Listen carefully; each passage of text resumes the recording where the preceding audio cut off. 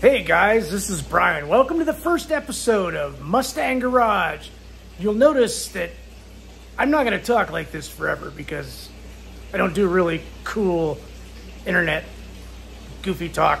But as of today, I am an official content creator. And I'm doing so because I think I'm the last person on earth that's not creating content and making money. So I'm gonna make some videos on the internet and see if I can make some money. And these first ones are gonna be kind of shaky, nothing special with the camera work. Okay, so I am in the process of restoring a 1965 Mustang coupe. My wife bought this for me as a retirement project slash gift. It was in pretty rough shape. I'll show you some original photos. She's coming along, and we've got a 1966 over here. I'm going to convert that into a fastback and make a Shelby GT 350 out of it someday. But for now, I'm working on the 65. Pretty excited. I got some color on it, and here's the trunk. Of course, none of that inside is original, but I did see the kit online and I thought it made it look amazing in there. So I have added that. It's my first attempt at painting a car, and it didn't turn out too bad. So maybe in the future I'll have some tips on, you know, what I did to make it not so painful. And it's not bug. Yeah. I wanted to get the back of the car painted here so that I could put the rear window in. And you see I've got the window channel all painted real nice. I've installed new trim clips. And I was looking through my trim and I noticed, you know, it's in pretty rough shape. And if you're lucky enough to find the original stuff for your classic car, it's the way to go. There's nothing that fits better than original OEM stuff. So this is actually from Ford. This is original on the car, and you'll see that over the years it's gotten pretty rough. Well, today I'm going to teach you how to turn that into this, so that it looks pretty much brand new again. Okay, one of the first things you might notice is there's a bunch of dried, caked on adhesive in here. That's for the around the window where it's used to waterproof. It just oozed out and is all up underneath the trim here. So what I like to do is just scrape all that gunk out of there first. It's just, you want a nice clean piece to be working on. So see, I just got a little pick tool here. You just run that down through there and that stuff scrapes right out. It comes out of there pretty easily. It's just a little messy. Just work your tool back and forth and it'll all come out.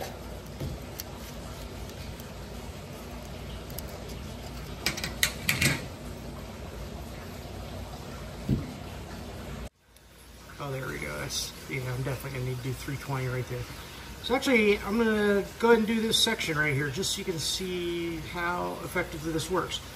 So first thing I'm gonna do, I got my bucket of water here with my different grades of sandpaper in it. And I'm gonna get some 320 out of there, because that's probably gonna be the only thing that'll get those scratches out. I'm just gonna work that area right there along those scratches. I don't wanna cut too deep in the rest of the metal with the 320 before I go up to 800.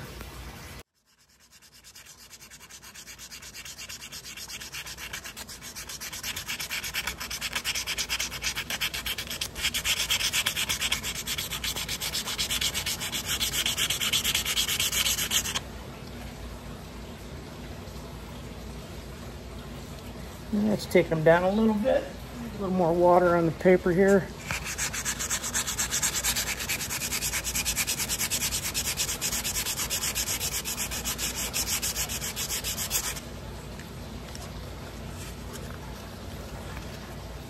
Those suckers are really, really deep.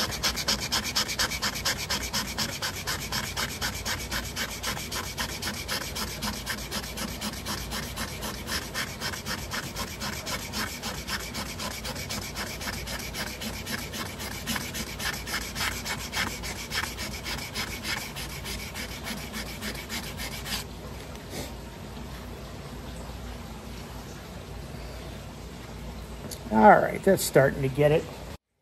This is what the scratches looked like originally. Now, I had to go clear down to 320, sanding perpendicular to that, to get this look right here. Now, that's got most of the scratches out.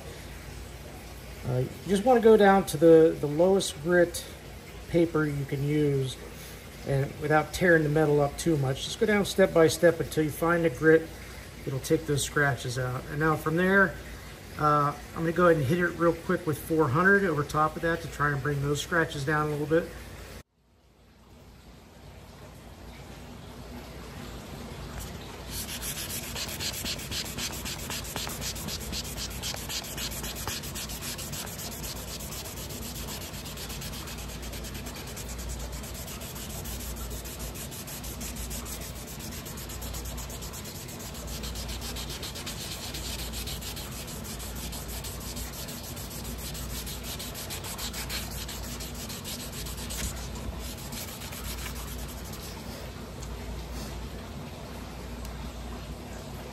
Okay, I've got some 800 grit paper I'm switching to.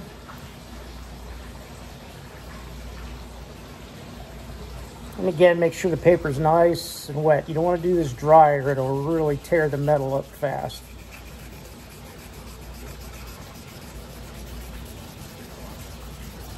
Now I'm just going to work this back and forth. I'm starting to polish up pretty nice with the 800.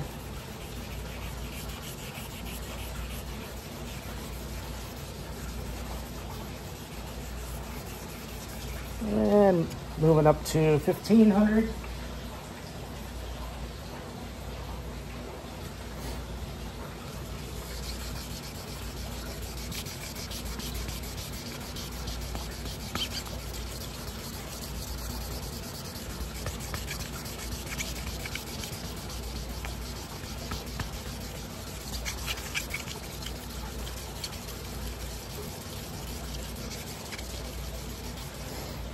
And now 3000.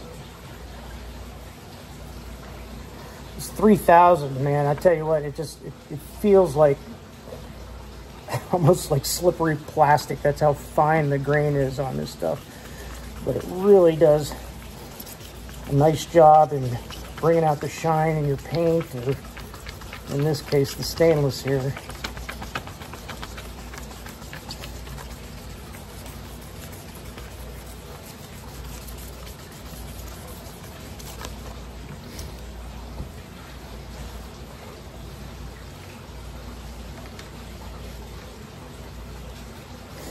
All right, so that's where we are right now. It's starting to look pretty good.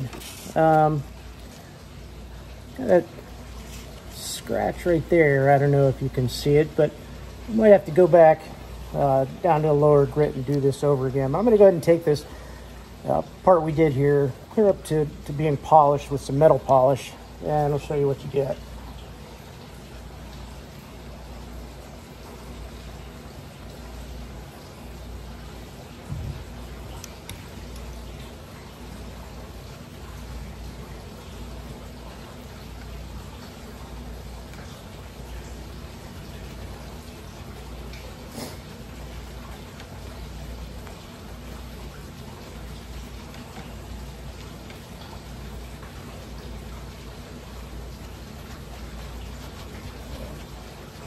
See that black on there, that's what you like to see. It means you're taking off a bunch of that oxidation and bringing the polish out. And buff that off.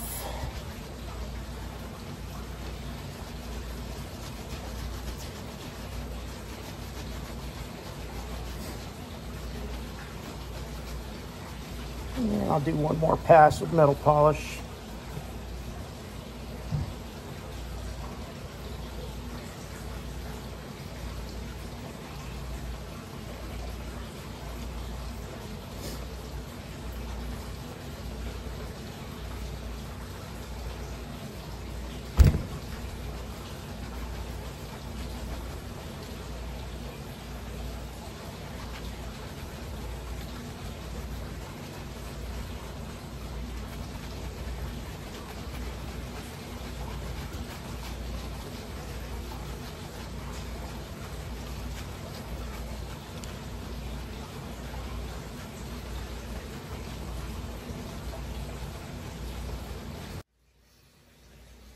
you can see just how brilliant of a shine you can get on here. You can see the reflection of my shirt in it.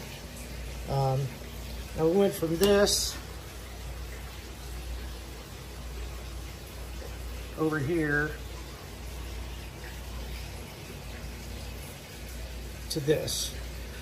And as I said, you can get this stuff looking almost like brand new again. There's one little scratch I saw. I don't know where it is now. Oh, there it is. I'll just have to go back down to a lower grid again, try to get that scratch out. It'll come out, but yeah, it'll all end up looking like chrome like this. Just remember, we went from that right there to this. Okay, so that's going to do it for the first episode of Mustang Garage. Hope this helped somebody out there. If you're thinking about restoring your own car, do it. It's so satisfying, so worthwhile. You don't need a fancy garage. I'll show some photos in a later episode. I began this car in my yard at my old house when I didn't have a garage, and I got it about 80% of what you're seeing here right now out there in that yard. So I just got to get some more clips in for the molding and finish up polishing the rest of these pieces, and maybe next week I'll get that rear windshield in and get it really looking nice. Till then, enjoy.